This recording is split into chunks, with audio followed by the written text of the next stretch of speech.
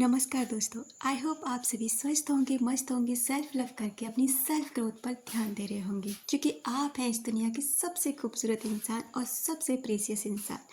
क्या टेलीपैथी काम करती है? क्या टेलीपैथी जैसी कोई चीज़ होती है? क्या एक की एनर्जी दूसरे व्यक्ति को इफ़ेक्ट कर सकती है? क्या हमारे सोचने से किसी भी व्यक्ति पर असर हो सकता है?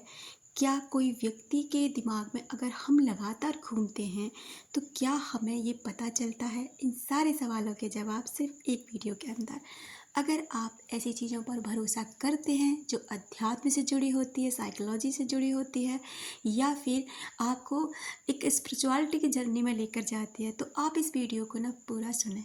और अगर आप नहीं विश्वास करते तो आप इस वीडियो को यहीं स्किप कर दें। मैं बिल्कुल भी नहीं चाहती कि आप आधी अधूरी बात सुनकर यहाँ कमेंट करके ये कह के निकल जाएं ये फेक है। ऐसा कुछ नहीं होता क्योंकि आपके कमेंट से ना दूसरे लोगों पर बहुत इफ़ेक्ट पड़ता है। सो प्लीज़, अगर आप ऐसी चीज़ों पर विश्वास नहीं करते तो आपको ये वीडियो नहीं सुनना चाहिए।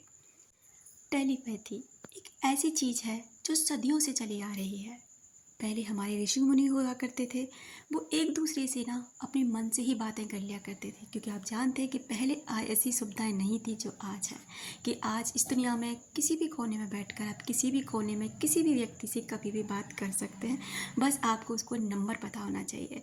पहले ऐसा कुछ भी नहीं था, लेकिन फिर भी लोग एक दूसरे की बातें कैसे जान लेते थे? क्योंकि वो इसी चीज़ का इस्तेमाल करते थे, वो थी टेलीपैथी, यानी कि अपने अंदर से की बातें दूसरे व्यक्ति तक पहुंचाना, उनके अंदर उनके माइंड में घुसना और उनकी बातों को जान लेना, एक दूसरे से कनेक्ट हो जाना। यही होता है स्पिरिचुअलिटी की दुनिया में। अध्यात्म कहता है कि अगर आप एक व्यक्ति को जानते हैं और लगातार आप उसके बारे में सोच रहे हैं तो उस व्यक्ति तक ये वाइब्रेशन पहुंच जाते हैं, क्योंकि हम सभी लोग ना एक एनर्जी से कनेक्ट हैं।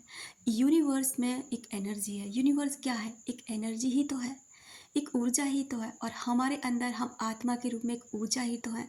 जब हम किसी भी चीज़ के बारे में बहुत शिद्दत से सोचते रहते हैं, लगातार सोचते हैं, और जैसा भी सोचते हैं ना, ये वाइब्रेशन सारे ब्रह्मांड में जाते हैं और उस चीज़ तक कनेक्ट करा देते हैं जिसके बारे में भी आप सोच रहे होते हैं।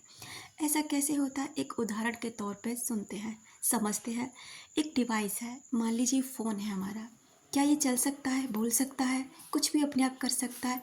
नहीं कर सकता।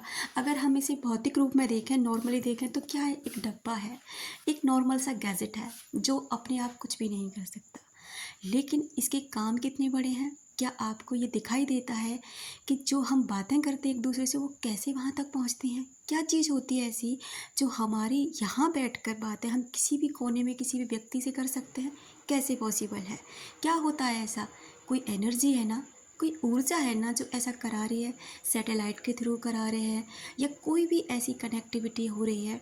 लेकिन अगर आपके पास किसी भी व्यक्ति, मान लीजिए आपका कोई रिश्तेदार है, आप उसे कांटेक्ट करना चाहते हैं, लेकिन आपके पास उसका मोबाइल नंबर ही नहीं है, तो क्या आप उससे कांटेक्ट कर सकेंगे?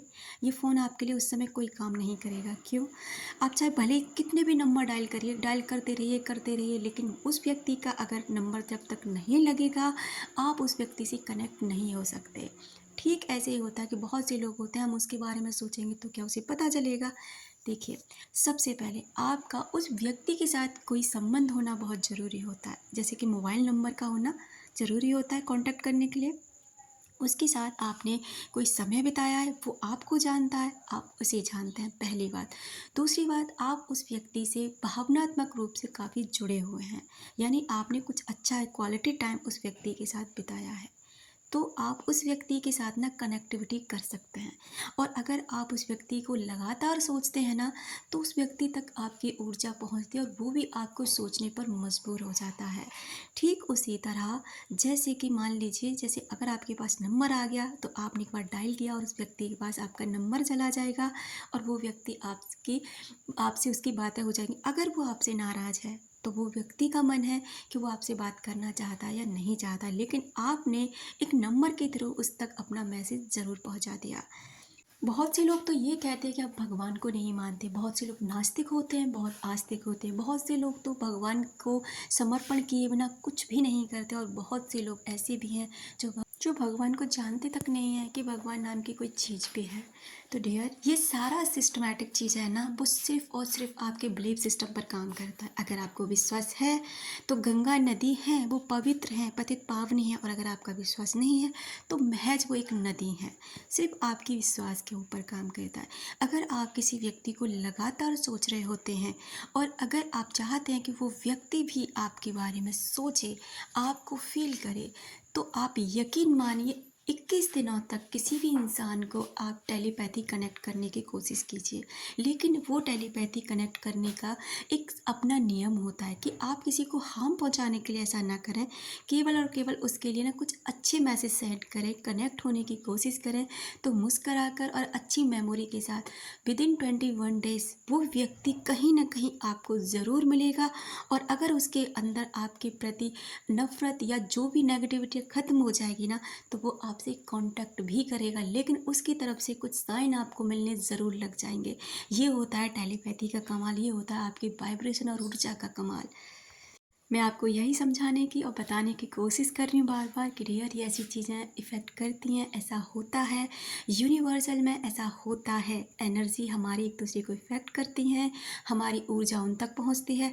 लेकिन भौतिक जगत में यानी कि हम शारीरिक रूप में देखें तो वो व्यक्ति आपसे कांटेक्ट करने में इसलिए सक्षम नहीं होते, इसलिए नहीं कर पाते।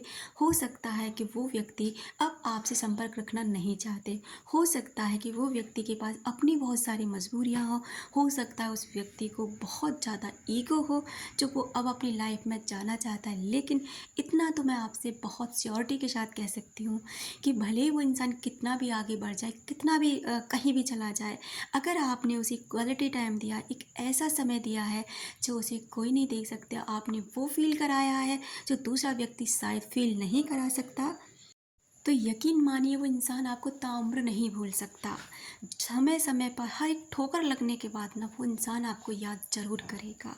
वो एक अलग बात है कि कांटेक्ट हो या ना हो।